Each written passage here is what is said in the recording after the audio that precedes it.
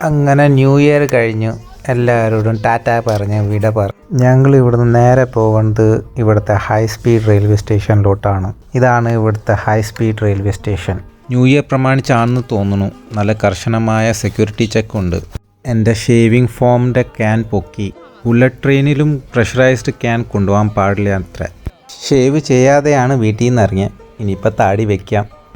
Train വിടാൻ ഒരു 15 minute മുമ്പേ ഇവർ പ്ലാറ്റ്ഫോമിലോട്ട് കടത്തി വിടോളൂ. ഫോറിനേഴ്സിന് പാസ്പോർട്ട് കാണിച്ച് അകത്തേക്ക് കയറാം.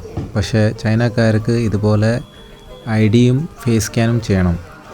ഇതാണ് ഇവിടുത്തെ ബുള്ളറ്റ് ട്രെയിൻ. ട്രെയിൻ സ്റ്റാർട്ട് ചെയ്യുന്ന സ്റ്റേഷൻ ആയതുകൊണ്ടായിരിക്കും ഇന്നൊരു മനുഷ്യനില്ല.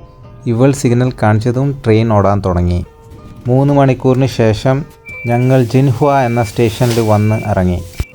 ഇനി ഇവിടുന്ന് മെട്രോ പിടിച്ച് വേറൊരു റെയിൽവേ സ്റ്റേഷനിൽ പോകണം. അവളുടെ ശുഷ്കാന്തി കണ്ടോ? ആ അമ്മച്ചീനെ ഔട്ടി വീഴ്ത്തിയാണ്. ഇത് മെട്രോയുടെ എൻട്രൻസ് ഗേറ്റാണ്. ഞാൻ പെട്ടെന്ന് QR കോഡ് കാണിച്ച് കയറിപ്പോന്നു.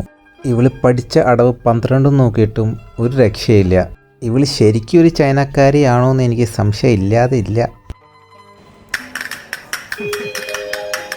ഞാൻ ഇവിടുത്തെ ഗേറ്റെല്ലാം കേടാക്കി എന്നാണ് പറയണേ.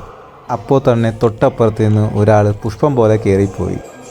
ഒരു അരമണിക്കൂർ ഗേറ്റായിട്ട് ഗുസ്തി പിടിച്ച് അവസാനം കയറിപ്പോന്നു. എന്നാൽ ഗമയ്ക്ക് ഒരു കുറവുമില്ല. അങ്ങനെ സ്ലോ സ്പീഡ് റെയിൽവേ സ്റ്റേഷനിലെത്തി. നല്ല വിശപ്പുണ്ട്, കഴിക്കാൻ ഒരു റോജാമോ പറഞ്ഞു. ഇതാണ് സാധനം. 2 ബ്രെഡും ഇടയിൽ കുറച്ച് ബീഫും. ഇത് ചൈനയിലെ ഫേമസ് ഒരു സ്ട്രീറ്റ് ഫുഡാണ്. എവിടെ പോയാലും കിട്ടും. നല്ല ടേസ്റ്റ് ഉണ്ട്. എനിക്കിഷ്ടപ്പെട്ടു. ഇനി ബാക്കി വിശേഷം അടുത്ത വീഡിയോയിൽ കാണാം.